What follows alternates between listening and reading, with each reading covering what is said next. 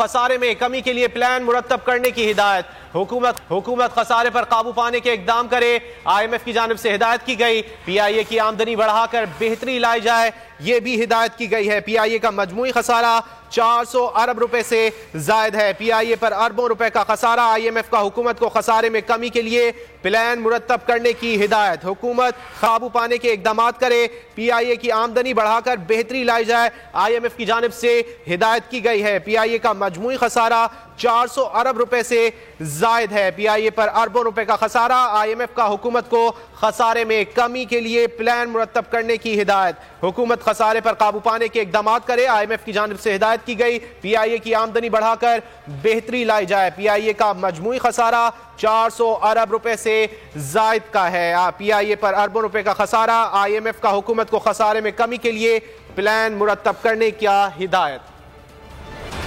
खबरों का सिलसिला जारी है, वक्त हुआ ब्रेक का, और ब्रेक के बाद आप देखिए